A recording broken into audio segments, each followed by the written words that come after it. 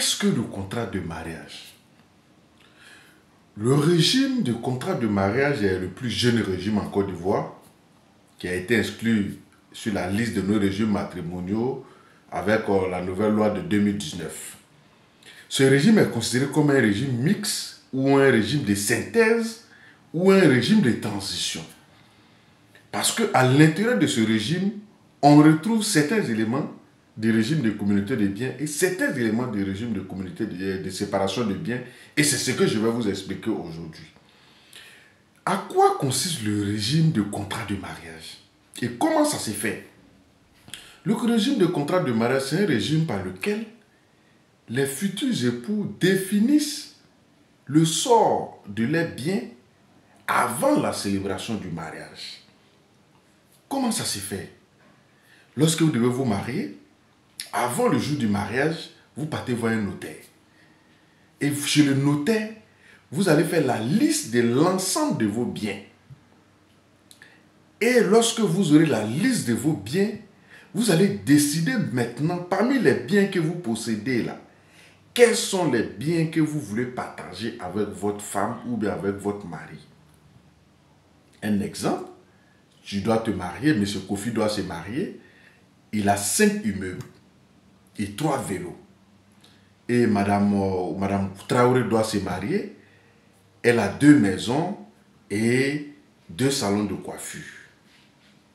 Donc, M. Traoré dira ici, M. Kofi dira ici plutôt, mes 5 maisons, plus mes 5 vélos, je décide de partager les bénéfices des 5 vélos avec ma femme, mais mes 3 maisons, je le garde pour moi.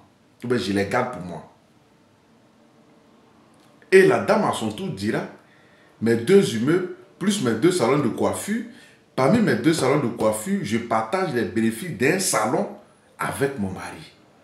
Donc c'est vous qui décidez, parmi vos biens là, quels sont les biens que vous allez partager ensemble et quels sont les biens que vous n'allez pas partager avec quelqu'un. Donc quand vous faites la liste, le notaire prend note, il rédige maintenant, et quand il finit de rédiger, il fait le document, il vous remet. Et sur le document, il y a des biens que vous partagez ensemble, il y a des biens que vous ne partagez pas ensemble. C'est vous-même qui l'avez décidé. Donc c'est ce document-là que vous allez ajouter aux pièces du mariage pour remettre au maire.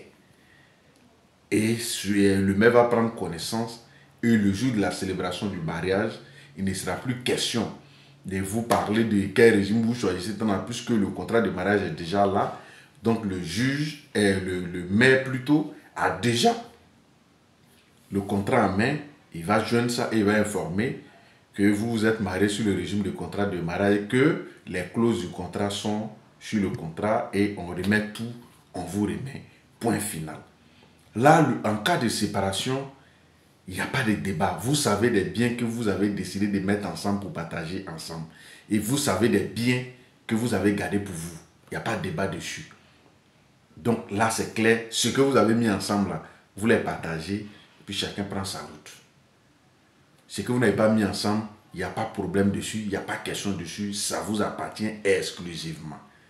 Donc vous avez vu ici, il y a des biens que vous décidez de partager. Et il y a des biens que vous décidez de garder. Ça prend un peu dans la communauté des biens, ça prend un peu dans le régime des biens.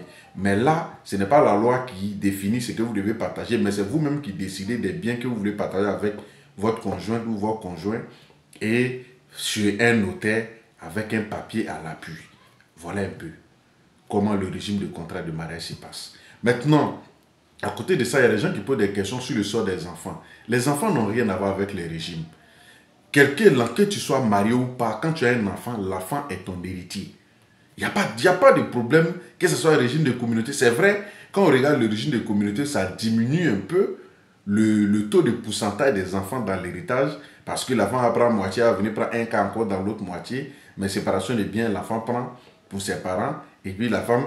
Donc, ce qui est certain, c'est que les enfants n'ont pas de préoccupation à se faire quel que soit le régime que les parents vont choisir.